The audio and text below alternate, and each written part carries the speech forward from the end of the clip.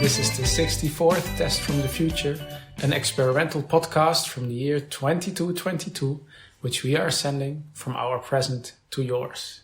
My name is Dirk. And my name is Simon. And we're putting the past in podcast.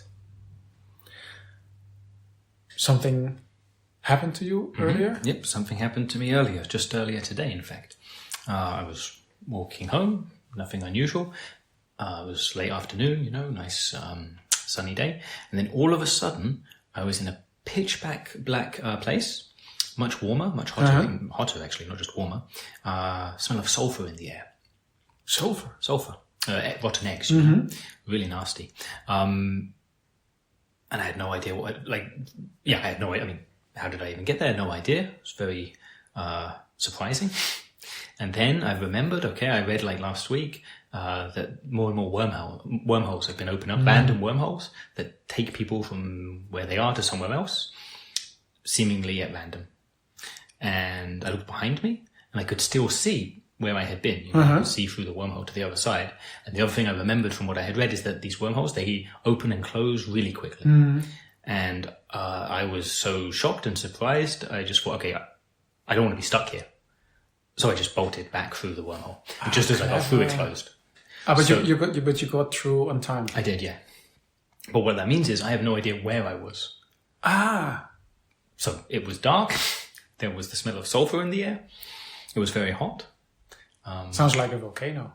Yeah, like some was kind it? of Was it cavern like in a volcano. rumbling? It was really quiet, really still in that regard. There wasn't sound. It was really hard to describe. Are volcanoes? I don't know. Silent? I don't know much about volcanoes. But sure, the smell of sulphur, I understand. That also made me think of either lava or, because of the heat as well, lava or at least gases going through underground caverns. It was very shocking. I can imagine. Yeah. But it's... And I'm glad I managed to get back, because, if I had not and I had been stuck there, I don't know what I would have done. That doesn't sound like a good place to get stuck. No, well, you some wormholes, they open, you appear on a beach somewhere and there's a nice barbecue going on. Hey, that's not so bad. Have a couple of sausages, some burgers, some beers, and go home later in the day. That'd be pretty nice. But underground, I think I was underground, because it was pitch black. I couldn't see any sky or any light or anything. In some kind of volcanic cavern. And then not being able to get out of there, that seems like it would have been a bad situation. But that's way smarter, because not too long ago, I had the same thing. Yeah. And not just me, it just happened in Frankfurt on the street.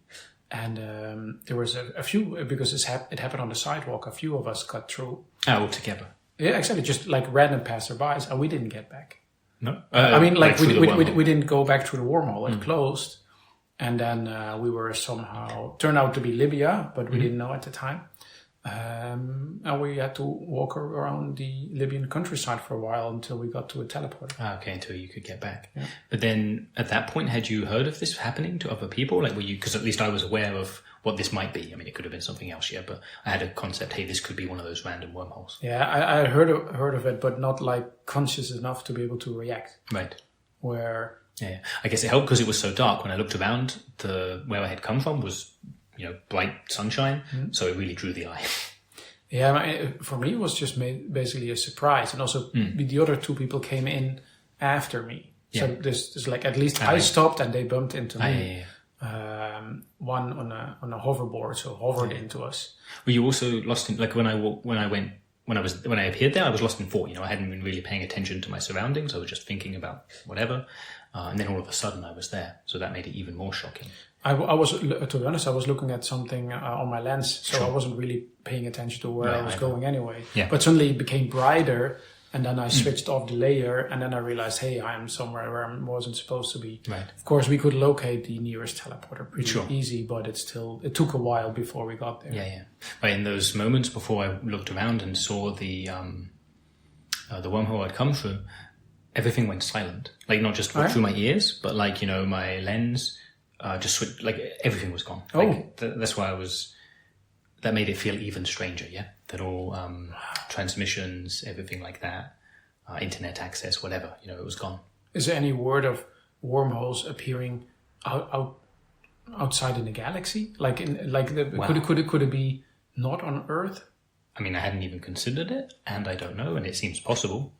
I haven't heard of them appearing out. How would you know? Yeah, like you, in your case, okay, you knew you were in Libya, straightforward enough, yeah. But if in, like, for example, in my case, I mean, the other Exactly. even more worrying thing is, what if I had got stuck there and not got back, and it really was some asteroid far away in the galaxy? Maybe I never would have gotten back. Exactly. It's like if that's happened to other people. Everybody it happened to said it happened on Earth. Yeah. Okay, but they're course, the people who are still around. Yeah, exactly. So the people, but I also didn't hear about any mysterious disappearances or something. At least not in any large numbers. That's true. And I've heard of people getting stuck at odd locations, but of course with GPS tracking and so on, you still find them. Yeah. Fun stuff. It's okay, but a little bit scary in the moment. Won't lie, but it's actually a good idea to maybe go deeper into in a future episode, maybe next episode. Yeah. By then we can find out a bit more about it and go into more detail. Go into the rumors and the technology that could cause this. Yeah. Okay. Next time. As you, the listener, figured out, we dived straight into this topic. I think we're like over 5 minutes in. We basically did our intro and then immediately wanted to get this out of our chest. Mm-hmm. If you are a first-time listener, you have, of course, already no clue what we're talking about. But that's okay. Let's keep it that way. Or you want? I mean, we can also explain a little bit. Yeah, I mean, in the intro we mentioned, but we live in the year 2222. We speak mostly about tech topics in our time, and because our tests, as we call them, each episode is a test. We send them back to the past, and then you can hear about your future. Yeah, we're providing a service of some kind. Exactly, and if the things we speak about, they are relatively boring for the people in our time, but they don't.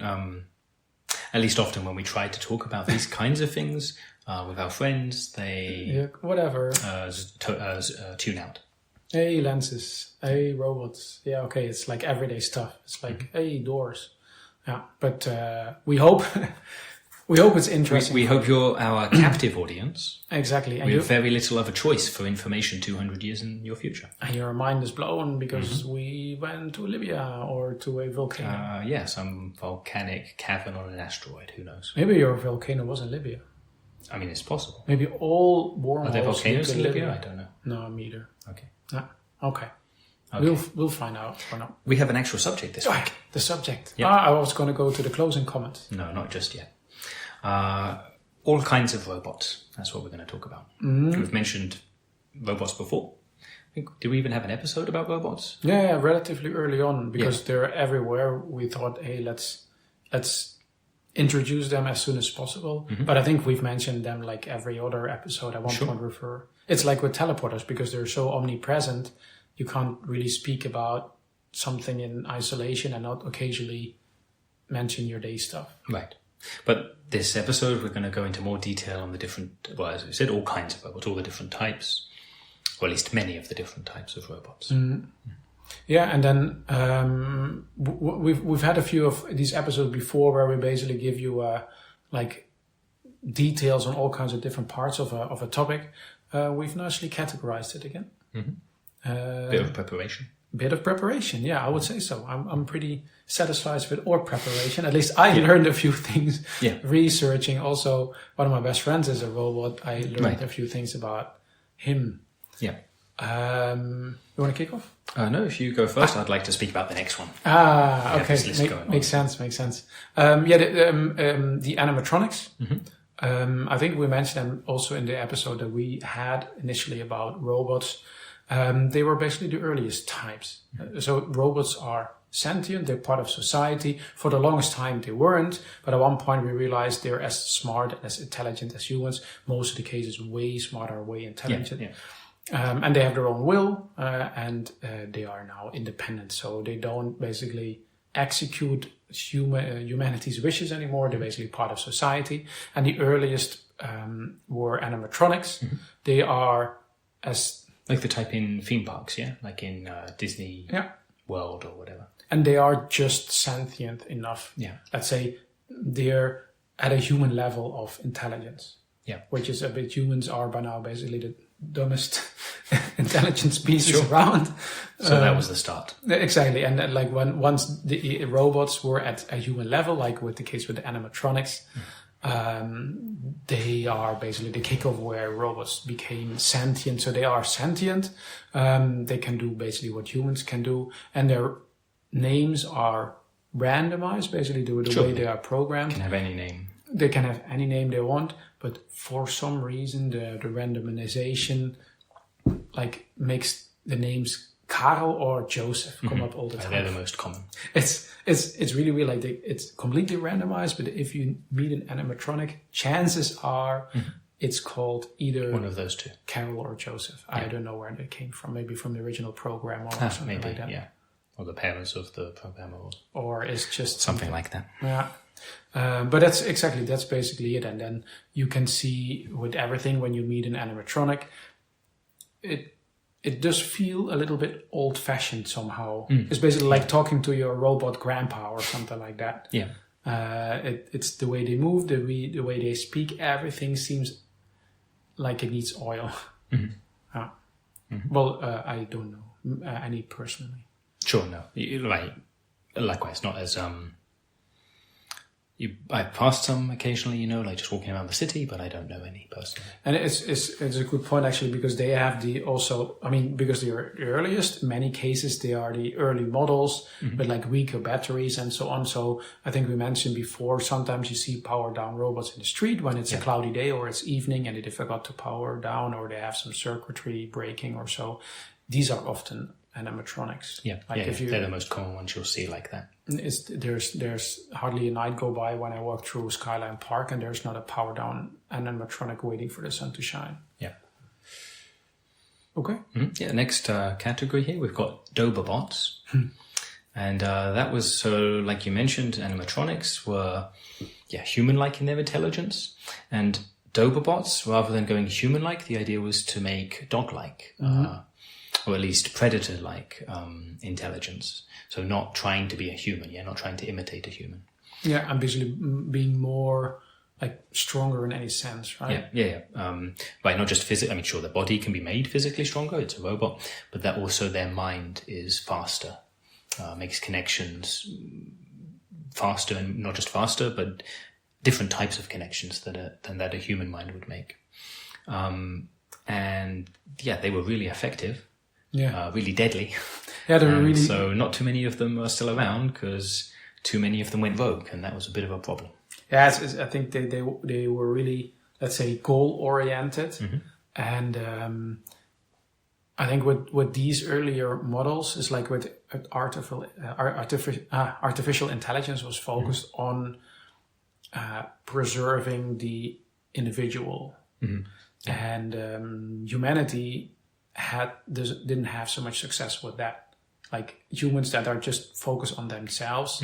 Right, they don't care about fellow people or society in general. Exactly. So that's like, we don't really do that anymore. We basically keep, let's say, the current and the future society in mind. Yeah. But with the Doberbots, they were, because they needed to be strong, also used for like tough labor and so on.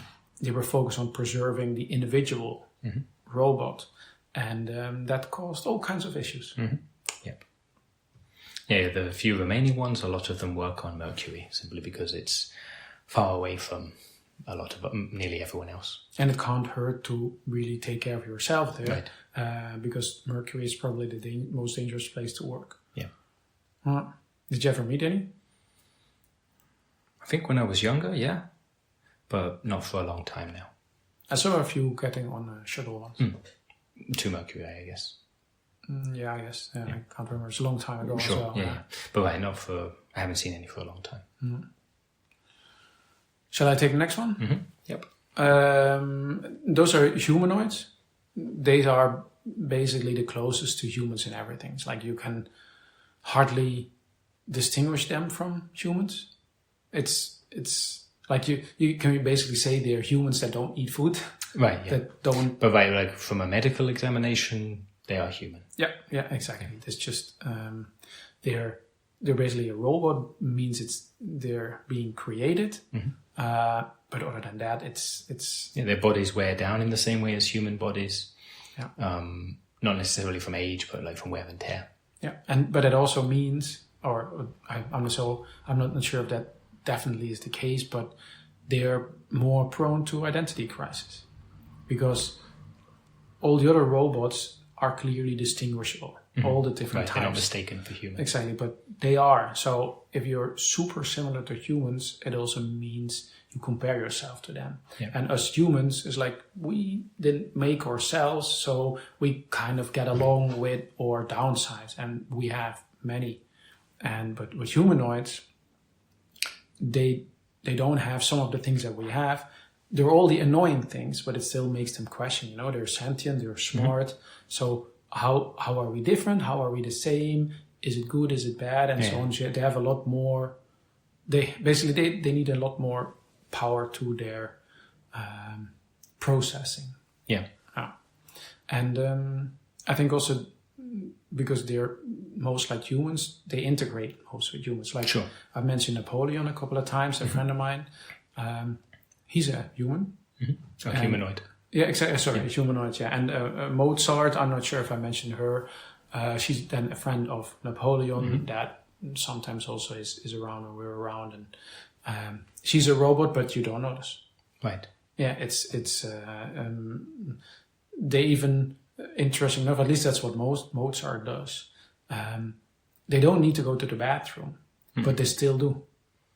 Like they'll excuse themselves. Yeah, exactly. So I need to go to the, what is it? I can't. Like to the ladies' room, or yeah, something like that. Yeah, she has this phrase that she also says, which implies I need to go to the loo, but she doesn't. But she still goes. And also, let's say sometimes a few like humans, robots, whatever, get up together to go to the bathroom, whatever. Although half of them don't need to. It's really taking it to an extent. But then they're going to charge, up. Oh, maybe that's the case. Rather than the humans are going to the toilet, the humanoids are going to what looks like a toilet, but to plug themselves in a bit just to charge up to top up for the night.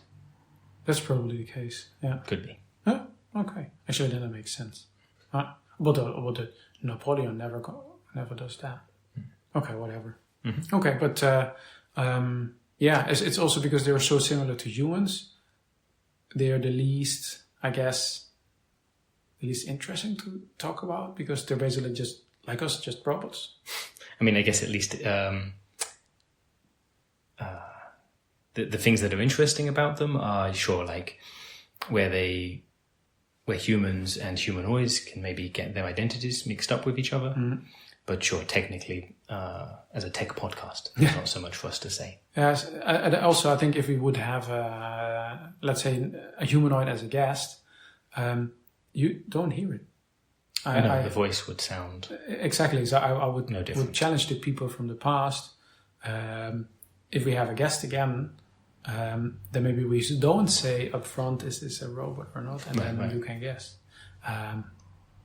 I guess. I mean, I know Napoleon likes to put up his robot voice because he can. Yeah. But it's for fun. Like normally he doesn't speak like that, but he can go like, "Hello, would you like?" And it's sure.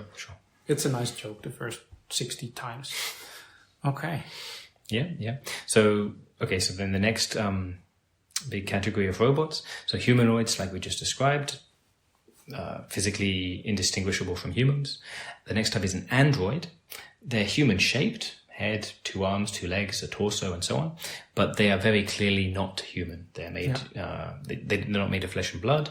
They'll have some kind of artificial skeleton, so meaning metallic or some kind of plastic, covered then in metal or plastic as well.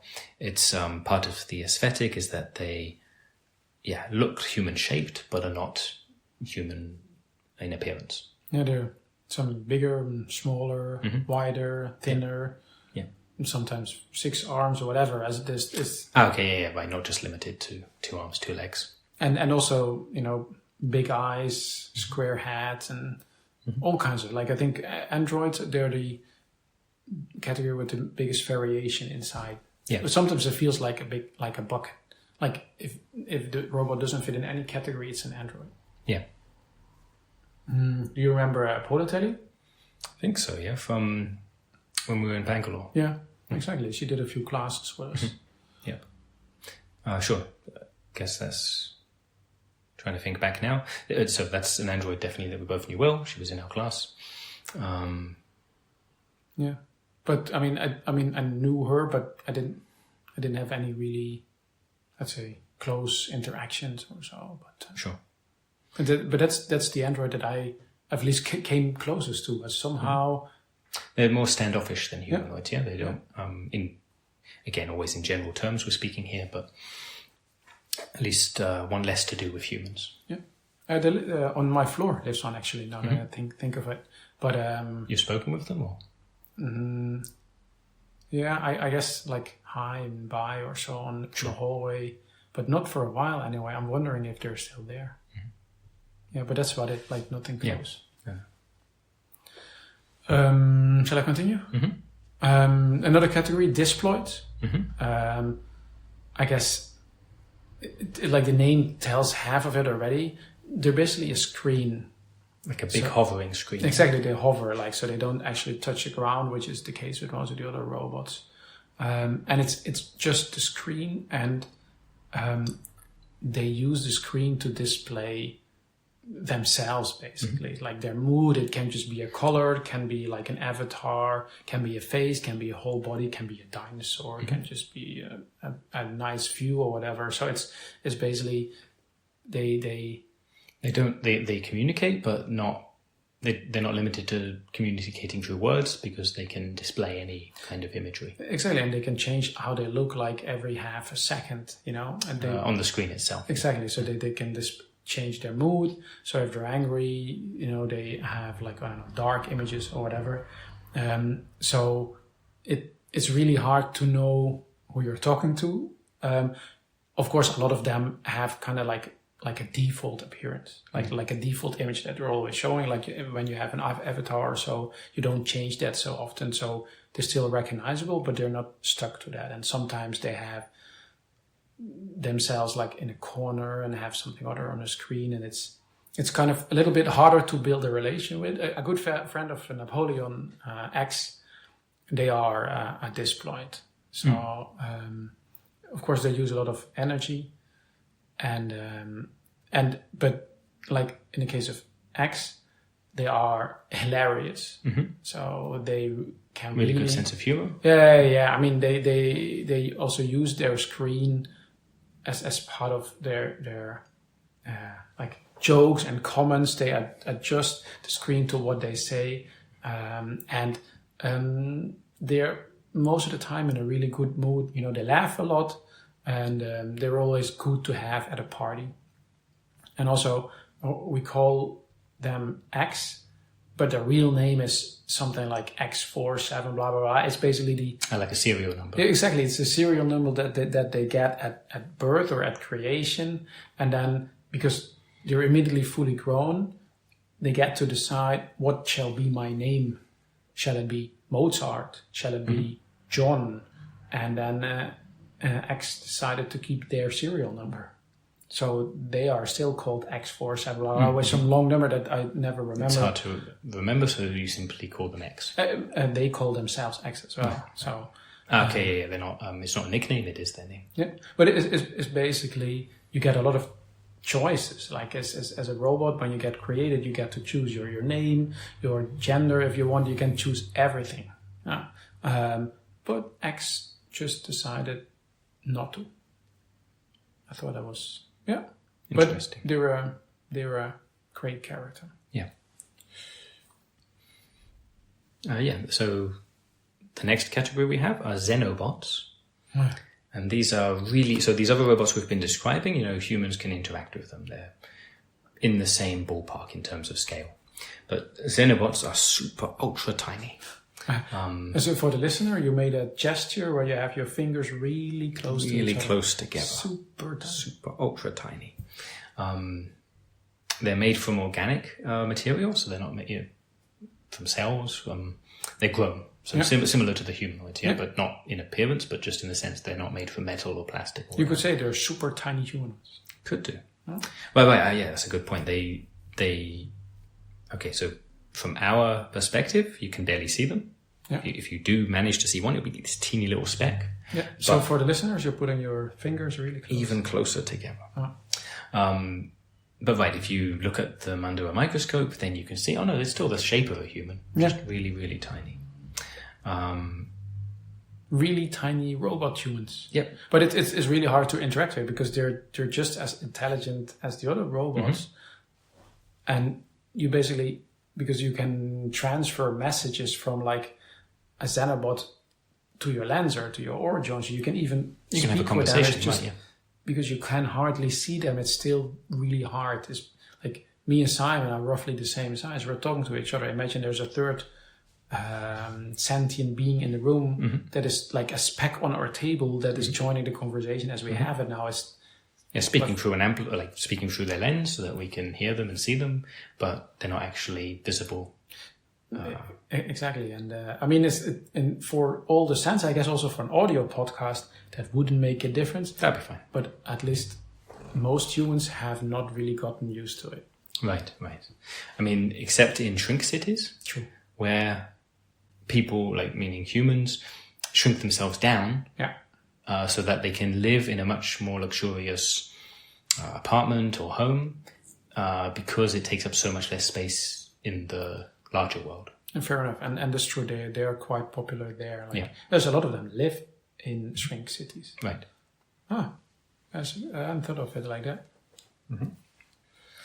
And then we have the nanobots. Sure. Which are... I'm going to put my fingers even closer together. Oh, you can... so close. Now there's too much pressure, it hurts. Yeah, they're touching each other. Yeah.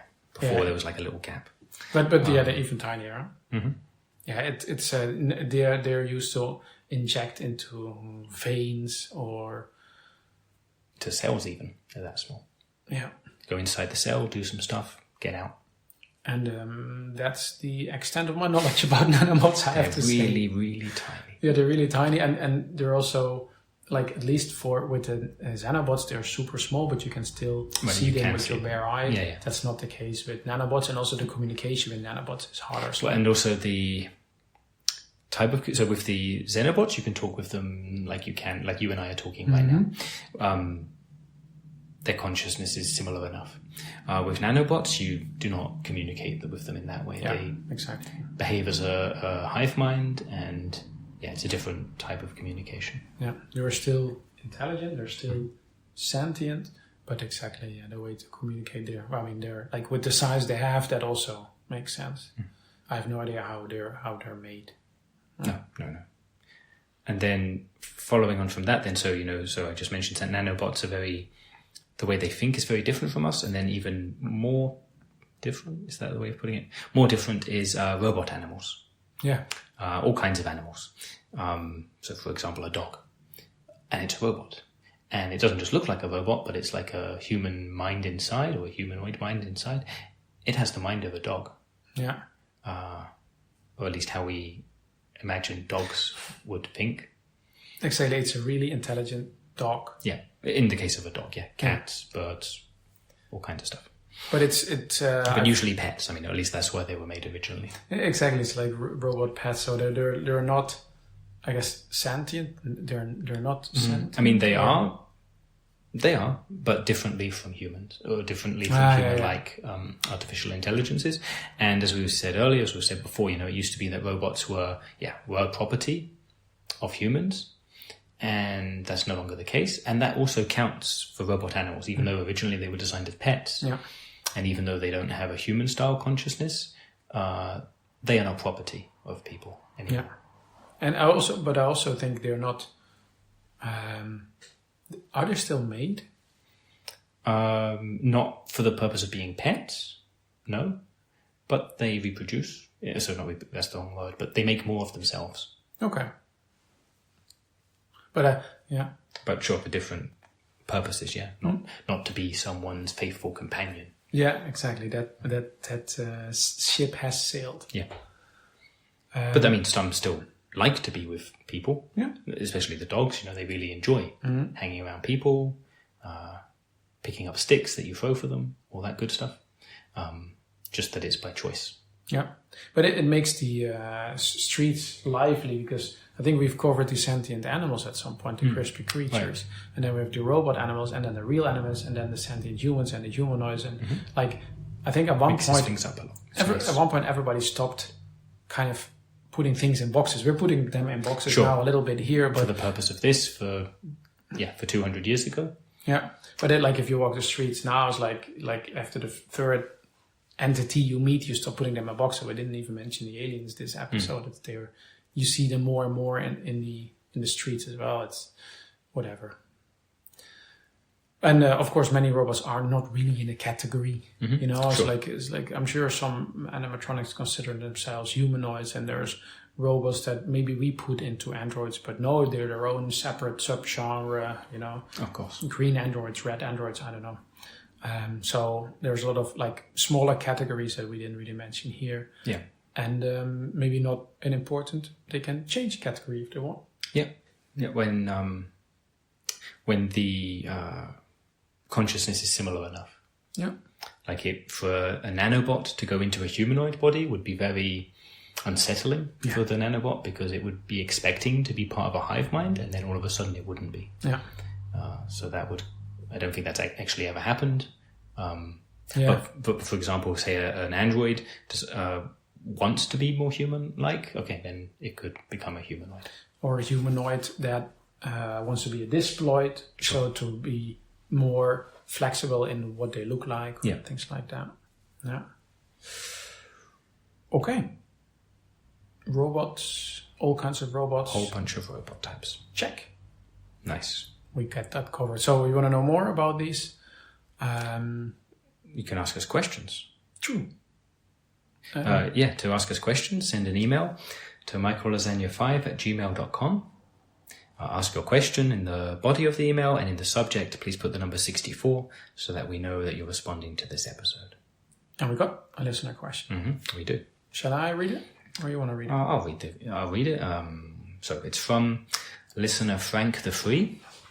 And they said, "Hey guys, I had a quick idea about better batteries for robots. If humans can eat apples when they need energy, maybe you can use apples as batteries? Should come in handy when there are mercury blackouts. Cheers, Frank." When they said you, I assume they meant robots rather than us. Or we as the 23rd century society, just everyone. Or... Yeah. So, use apples as batteries. That's what he's... Yeah, batteries tend to hold a lot more, or store a lot more energy than apples. But apples are more readily available, I guess. I guess because I think the point is where if we need energy, we eat an apple. Yeah, or but if robots, food of some kind, yeah. But so what if a robot battery runs out? Right. Can they have like an apple as a backup, or because maybe they can basically, you can put apples as a secondary in them. Basically, I see my battery is running out. The sun is not shining. There's a mercury blackout. I need something. There's no more energy to plug into. Can you just put an apple inside? Charge you with an apple. Yeah, right, or a pineapple maybe. Or a pineapple. Those are bigger and spikier. Or a melon. Yeah. Or a pumpkin. Or a lemon. Or a citric acid. Calabash. Don't know what that is. I don't know either if that's a thing. Okay. Yeah. Frank was asking or suggesting. Maybe you can use. Yeah, sounds like a suggestion. Yeah. You could ask. Yeah, I will. Napoleon. I will. Yeah. But it's like it hasn't. No, I've never heard this idea before. So either somebody tried it a long time ago and it was nonsense. Right, didn't work out. Or it's brilliant.